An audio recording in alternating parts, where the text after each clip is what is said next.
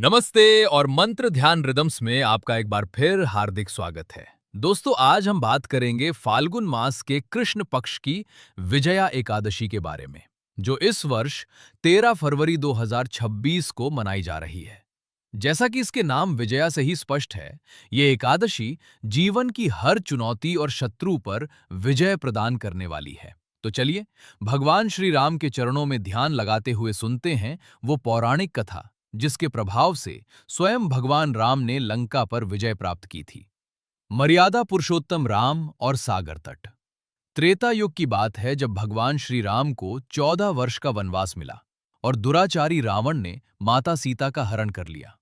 सीता जी की खोज करते हुए जब भगवान राम अपनी वानर सेना के साथ दक्षिण दिशा में विशाल समुद्र के तट पर पहुंचे, तो उनके सामने एक बड़ी चुनौती आ खड़ी हुई।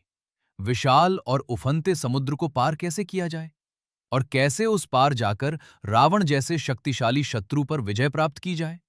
भगवान राम, जो स्वयं नारायण के अवतार थे, फिर भी मानव रूप की मर्यादा निभाते हुए चिंता में मग्न हो गए। ऋषि बकदालभ्य का उपाय।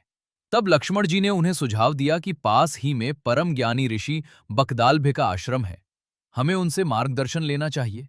भगवान राम लक्ष्मण जी के साथ ऋषि के आश्रम गए और अपनी व्यथा सुनाई। ऋषि बकदालभ्य ने अपनी योग दृष्टि से देखा और कहा, हे राम, यदि आप अपनी सेना सहित फाल्गुन मास के कृष्ण पक्ष की विजया एकादशी का विधि विधान से व्रत करें, तो आपको समुद्र पार करने और रावण पर विजय प्राप्त करने में निश्चित ही सफलता मिलेगी। व्रत का प्रभाव और विजय। ऋषि के कहे अनुसार भगवान राम और उनकी वानर सेना ने पूरी श्रद्धा के साथ विजया एकादशी का व्रत रखा। उन्होंने कलश स्थापित कर भगवान विष्णु की आराधना की। इस व्रत के पुण्य प्रभाव से ही समुद्र ने उन्हें मार्ग दिया और अंततः भगवान राम ने लंकापति रावण का वध कर धर्म की स्थापना की।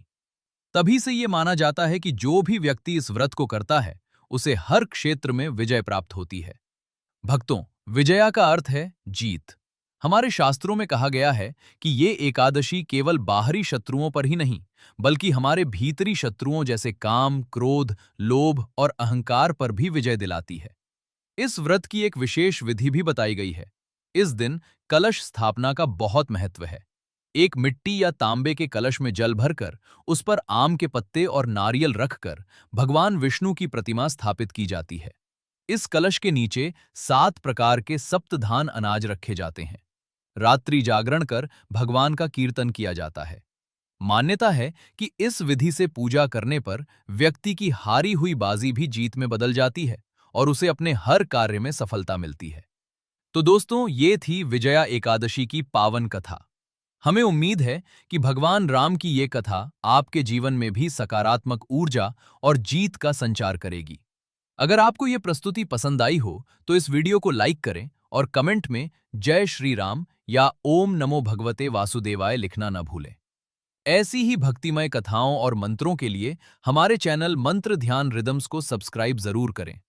आप सभी को विजया एकादशी की ढेर सारी शुभकामनाएं। धन्यवाद। जय श्री हरि।